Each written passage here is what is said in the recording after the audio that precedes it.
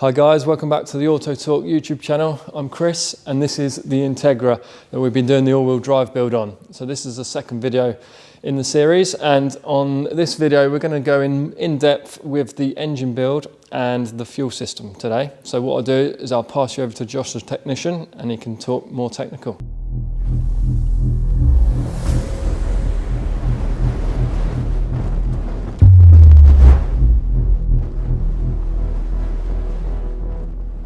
Hi guys, it's Friday, a few days on from the last little snippet. As you can see, there's a bit of a progression that's happened. The engine is pretty much there now.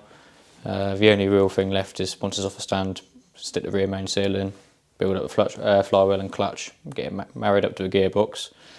But yeah, we're pretty much there with it now. Cam covers on, oil pumps primed.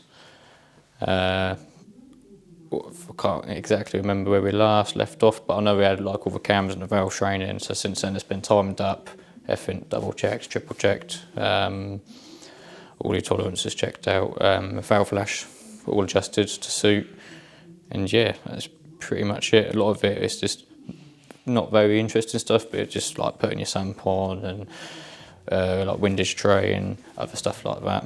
But as you can see, it's starting to look pretty nice, but it's pretty much where we are left off with it. So hopefully the next time you see it, it should be bolted up with the Quaife sequential, and at some point in the future it should hopefully drop into the car.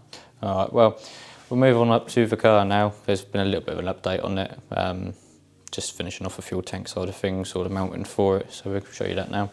Right, so if you want to have a look in here, as you can see, it's got a couple of bars in there, nothing too exciting, but a little bit of work into it, you know, getting it all level and where you want it for the fuel tank, etc. It's had to be done to mount the fuel tank in the boot.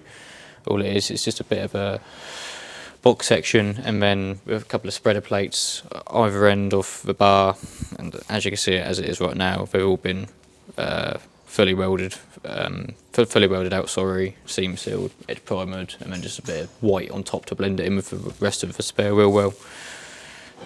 The next step would be, when I get to it, would be putting the fuel tank in again, obviously, and then I'll be starting off with sort of working out how I'm going to route all my fuel lines, you know, what the plan is and whereabouts you're going to sort of enter and exit the vehicle, go up to the front of the car, and that's the next step.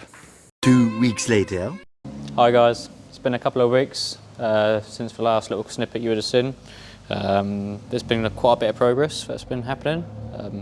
We can go through it right now, starting off with the fuel system and everything that's been going on in the rear end.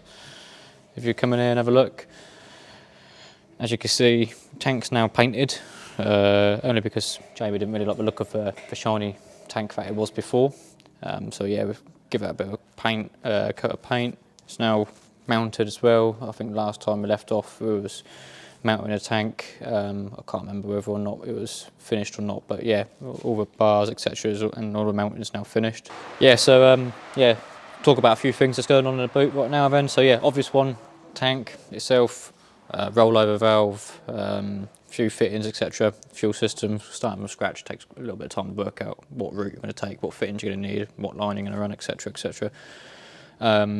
So over here we've got the radium multi-pump soil pot, so take that away. That's how it sort of looks. This can hold up to 3 pumps internally. We're just going to run with 2 pumps now, 2 Walbra 450s. Bit of a change of plan from the original sort of mind front, shall I say. But we was just going to run with 1 pump, and it was going to be like a Bosch 044, but went away from that just because we want a bit of room for growth in the future. Say if you wanted to turn it up a bit more and you don't want to be limited on your fuel system side of things.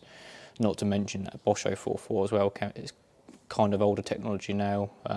It's externally mounted most of the time and can be quite noisy.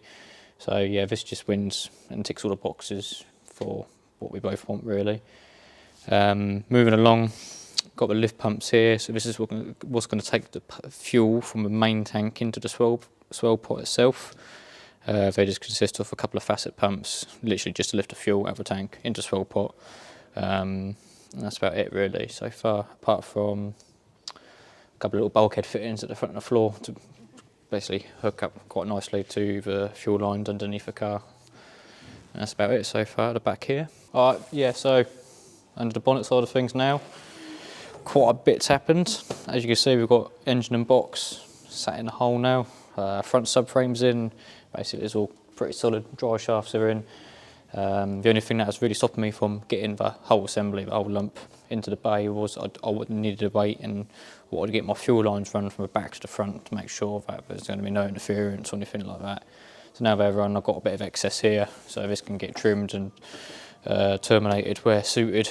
Want to figure out where to put like a pressure regulator, etc., and some other bits and bobs.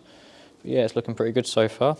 It's starting to come together. The next step would be probably finalising the fuel system up front and then in the boot, and then work away from that. So that would be hooking up everything for the engine side of things, like all your coolant pipes, wire and loom, etc. And then once the engine bay is complete itself, it'll probably be a bit of a wiring task next, if that makes sense. So wiring up all the additional sensors for the Cyvex. I mean, just to rattle a few off, we've got coolant pressure, oil temperature, fuel pressure, gearbox position, NOx sensor, lambda, you know, you name it, it's pretty much going to have it. So it's quite a bit extra to wire up. So, right, anyway guys, at the moment around us, we're all starting to pack up and wind up as it's just coming up to Christmas Eve, end of the year for most, including us. Get ready for a fresh new start in the year. Chris would normally be doing this sort of thing, doing the outro and stuff like that and wishing everyone well, but unfortunately he couldn't be here. So on behalf of everyone at Auto Talk, I wish everyone a Merry Christmas and a Happy New Year, and hope everyone keeps safe, and we'll see you in the new year.